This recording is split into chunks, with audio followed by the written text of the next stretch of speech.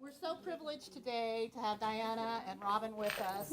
And they both just jumped at the opportunity to come here to speak, no questions. And Robin came from Chicago, so she's willing yesterday. Thank you. We welcome that. And so we're going to take 20, 30 minutes. What I'm going to do is a brief introduction and bio, and then we're going to ask each of them to talk about their career, what was valuable to them as they made their careers, and some lessons learned. And then some key top-of-mind topics that they, keep them up at night or they worry about or think about. And also, what do they see as the next emerging technology that will really improve and impact their business line? I have questions drafted, but what we thought we would do after we do that is to have some of you in your breakout groups kind of pull and talk about one or two things that you thought would be really relevant for tonight to talk about and have our speakers talk to you about, give their insight into that. So that's what we're thinking. So Robin introduced herself. She is the president and founding member of Nemertes Research Group. She is also their CFO. At Northrop, we utilized her firm for many, many years for our mobility strategy, our networking strategy. Her team is like, if you've heard of Gartner Research, they are mini Gartner. I always say they're consultants that actually do work. Thank you. We do, yeah. And actually draft briefings and everything all around. But they have an annual conference where they bring in their customers and they talk about their research, what they're seeing and trending in industries, all different kinds of industries. Mm-hmm. They interview all Fortune 500, 100, 2,000 companies and get all this input, put it together, and do all this analysis about the industry and talks to that. She also, prior to that, was a senior editor of Information Week. Most of us know Information Week has about 440,000 subscribers to it, and so Robin was a key contributor for that as well. She's also married and has 4 adult children. And all girls. All girls. And she's soon to be a grandma. I am. Of a granddaughter. Yes, a granddaughter. So there you go. So then we have Diana Skarr. As she said, she's the head of business development for Robotics X, which was formerly Google X. Mm-hmm. And she leads the business development efforts, which is huge, for looking at solutions for involving robotics, etc. She also joined Google in 2008, and she has partnership efforts in machine intelligence with Google Research, a Google Art project, which takes the Street View technology for museums and artwork universally to make it accessible. I thought that was amazing. And then working with Android for your health and metrics off of the devices into the Android devices, which is amazing. So neat. She graduated from UCLA with an MBA, and she has her master's degree in computer science, and she also has 2 children. And a cat lover, like I said. Let me get that. So with that, we'll go ahead and get started. So Diana, why don't you start? I find that what's interesting about my background is that I started as a software engineer, and I never thought that I would really expand beyond that. I liked being the girl with the headphones and just building technology and thinking kind of field of dreams, if you build it, they will come. And I remember being, 22 years old at a startup, Launchcast, which was one of the first personalized internet radio stations. Just kind of thinking, what do business people do, right? Because I don't really, if you're a great engineer, right? And if I build great technology and great products, if I build it, they should just come. And I don't know how, but I kind of had that wherewithal that, like, if I had that, moment to kind of check myself. And, like, there's clearly business people in this world in finance and business development and sales and legal and marketing, and they all have these functions for a reason. And so I decided to kind of take a step back and then go to business school and really, just understand, like what it is that they provide to the table. And I'm so glad that they did that because, I'm realizing now that it's, especially at Google, where there's so many engineers that are so passionate about technology, you could actually be developing technology that nobody cares about because you're not solving anybody's problem. Yeah. And I realize now that that's what, where the business aspect comes from. And so I find in my role having that strong technology background, but being able to translate that into actual business needs, user needs, market needs, has been quite valuable for the team. And now, like I've been at Google for over 10 years now, and I've worked on a variety of products, always in the early stage. So I've never worked on the ad products that's more mature, but it's funny that there was a time where Google was considered like only search, right? And now we're much more than that. And I had worked on Android at the very beginning, and then the art project, as you mentioned, and actually, like as you mentioned, like getting your wearable devices to be able to communicate with medical devices. Like there was a Bluetooth profile that wasn't developed that could unlock that. So I went ahead and found and paid developers to build that profile and to incorporate it into Android so that we could unlock this market. And so it's like, it was about like identifying these opportunities and, making the pitch that there's a business that can be made from that. And now that I work in the robotic space, like I've been here now for a little bit over 3 years. Google acquired a number of robotic companies in 2013. We're still hush-hush about what we are working on, but don't get me wrong, we are working hard. I am leading the business development of what these products will be. And I will find that my biggest challenge as I'm working with partners,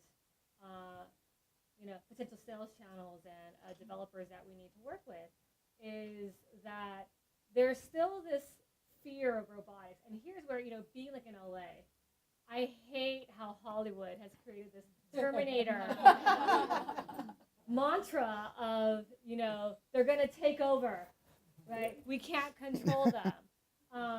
And I liken it more to Rosie the Robot, if anyone has watched the Jetsons growing up, right? That's sort of the pipe dream. You're in the right group. Right? Yeah. That's sort of the pipe dream, right? But if you think about it, like developing technology that is that capable to understand what you want, when you want it, and how you want it is really difficult. And I'm happy to kind of talk a little more about the technical challenges of it. But I would say the societal challenges of it is that people fear technology, emerging technologies that they don't understand.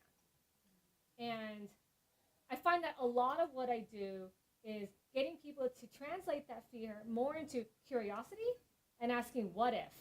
What if you could live in a world where you don't have to deal with the dirty, dull, and dangerous activities and actually free yourself to doing activities that actually create value, that leverage the skill sets that you have, that bring you joy.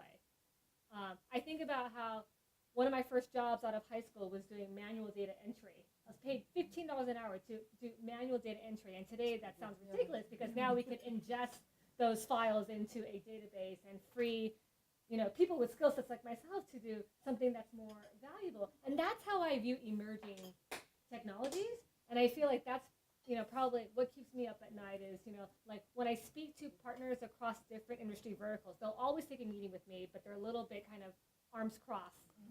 Like, I'll take the meeting because you're from Google. But I like to understand how you're going to help grow my business versus take market share. And I find a lot of what I need to do is to help them see this vision of how new technology can actually, increase value and services from what they're able to accomplish today. Great, that was great. Wow. Robin? When I think about my career, I never thought I would be where I am, which I think a lot of us have said that. It was a lot of twists and turns. And I think some of my biggest lessons learned were to just take advantage of those opportunities that came to me and to really ask people who you trust whether you should actually do what you're thinking about doing. For example, when we started Nemertes 16 years ago, I didn't know if this is what I wanted to do. I mean, I had a very good corporate job at the time. I was making good money. My husband was the entrepreneur. We had started a couple companies together, which we still have, and I thought, I don't know if I want to do this. And my dad said to me, well, do you trust the person you're going into business with, who still is my partner today? And I said, I do. She's very smart, and we get along well. And he said, then try it. And it was someone who, so I think that just having that person or those small group of people who you really trust to give you that advice, especially if you're an entrepreneur and you're going to, which many of the women in this room are, that's very different. And by the way, I speak at events all the time, conferences and everything, and usually the audience is 70 to 80% men. It is so nice to be looking out at a group of women. It's a very different feel. It really, really is, and it's a much warmer with our feeling. peeps. Yeah, yeah. But so a couple other things that I think have helped me along the way: setting reasonable goals. So early in my career, I set very unreasonable goals, and that was a tough lesson for me. I kept saying I'm going to do the impossible, and I really believed that I was going to get these 85 things done by 5 o'clock today. And so that took a long time, and I still struggle with that, which causes me to say, okay, I'm going to get everything checked off this list today, and there I am still working at 2 a.m., and I do that a lot, like to this day. And so that is probably one of my big struggles and big challenges, is to set realistic goals. So that's when I do that, I'm a much happier person. So I think about work life, I look at it as I think about life, I should say, in a triangle. So you've got your relationship, whether, whatever that is, your marriage, your partnership, whatever it is, your main relationship on one here. If you're a parent or a fur parent, it's seriously, I mean, it's like, yeah, it's that, your parenting or your friendship or, whatever that other relationship is there, and then your work. In the middle of that, for me, is faith. I'm very strong in my faith. I rely, my biggest lesson learned, a lot of prayers. But when I look at that triangle, I always think I can do 2 things well at any given time. I can never do all 3 well. And so for me, I'm always kind of doing that self-evaluation of, okay, where am I falling short at this point? All right, the kids are like going to my husband for everything now, so I must be doing something wrong. I must be working too much, or work isn't going as well as I thought, so I must be spending too much time here. So always kind of triangulating, right, and making sure you're doing the right thing at any given time, and accepting the fact that you're not going to be able to do everything perfectly at any given time. And I find that women are so much harder on themselves about that than men are. And one great story, I always think of this story. I was on the road, and I travel a lot. My kids were young, and I was talking to a man probably about my age, and we were talking about how much we travel and how hard it is to be on the road so much. And he's like, yeah, I have 2 kids, and they were about the same age at the time as my first 2 kids were, maybe 3 and 4, something like that. And he said, and I said, oh yeah, I've got kids the same age. He said, oh my gosh, as a mother, isn't that hard to be away from them? To which I responded, I don't know, as a father, is it hard to be away from yours? And we still get that. So I think that's, trying to keep that perspective. And keeping the perspective that the job isn't everything. I also struggle with that a lot. Like, my job becomes way too much a part of who I am. So I think that those extra things that you can do on the side, whatever that is, whether it's volunteer work, I mentioned for myself anyway, my husband and I have 2 companies, and one of them is we have properties. So he's a contractor. He's one of those people who can fix and build anything. I don't know how he does it. But that said, my role in it, besides figuring out all the financing all the time, which really is not all that fun, but I do it. But my creative outlet is going to these houses that we buy when he's done with all the demolition and fixing them up, and doing things like let's pick out the colors, the granite, the cabinets. And so just having some creative outlet like that is it just rebuilds. And then the other thing I would say as a huge lesson learned is how important vacations are. And how important it is, and I still, again, I'm telling you everything that I know I should do, like do as I say, not as I do, but going on those vacations and actually vacating, right, and not working. I tried so hard. In March, we went to Costa Rica, and I was so excited about this trip. It was anyone ever wants to go there, or I can give you all kinds of, it's a beautiful place. And I was convinced up till the very last minute I was not going to bring my computer. I'm like, I am finally taking a vacation and not bringing my computer. I failed. I failed. I'm like, yeah, I did. I failed on that one. But I think just being able to take those vacations and recharging is so, so important. And then finally, before we get to other questions, I know you asked about technologies, and that's what we do. We research all these different technologies. So that was a hard question for me. What technology is going to make the most impact? In my business, it's not so much about that, because we look at all different companies in every industry. And so as I'm thinking about all the different technologies out there, AI was probably the first thing that came to mind for the future, but that was not my end one. I think the biggest technology that's going to make an impact on everyone in this room and every company out there is analytics. Because you can put whatever AI you want, any robotics that you want, any collaboration technology, you can do anything you want in technology, but if you don't have the analytics and the information to tell you, is it working? Is it working well? Is it doing one of three things? Is it saving me money? Is it generating revenue? Or is it improving the customer experience? If it's not doing one of those three things, then don't do it. And if you don't have analytics, you don't know that. So you could get to the point where you're talking about like just developing technology for technology's sake. Yeah. Right. Yeah. So those are just a few thoughts. Okay, well, thank you, ladies. That was very insightful. Thank you. So one of the questions I know Diane and Susie and I have tossed this around is, how do you keep yourself fresh? How do you keep yourself current? What should you be focusing on? What should we be doing next? And I know you said big data analytics. As this group is sitting here, there's members in transition, there's people starting new companies. What do you think they should be focusing on to keep themselves current and viable for the future? If that's too hard, let me know. No, it's not too hard. I think things like this are very important. Networking is probably the most important thing, just keeping up your relationships, networking. I also think that women are often undersell ourselves.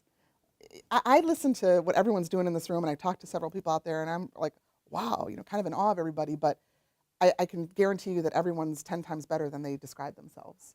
And if you were in a room of men, in general, and I know I'm not trying to generalize, but if you're in a group of men, it could potentially be the other way around, where they're saying they're a lot better than they actually are. Oh, don't record that, don't record that.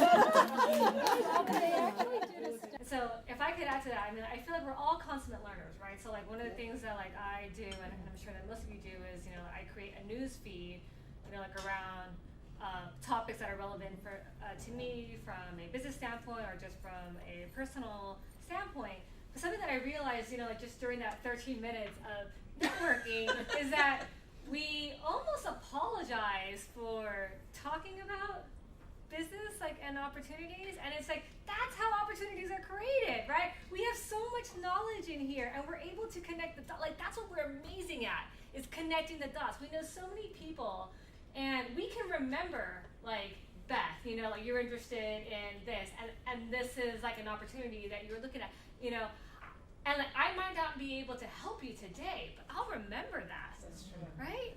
And like we have an amazing ability to connect the dots when we find someone that could help her, right? And I don't know why, but I feel like we're a lot more apologetic or shy about connecting the dots because we feel that maybe like we need to talk about our kids or fashion or the upcoming royal wedding or whatnot, but right? But like let's not be shy, right? Like about what keeps us up at night. Right? And how if we could understand that, we might not be able to help, but I bet we have someone in our network, that's just a couple of degrees of separation that could help. And that's how opportunities are created. No, that's great.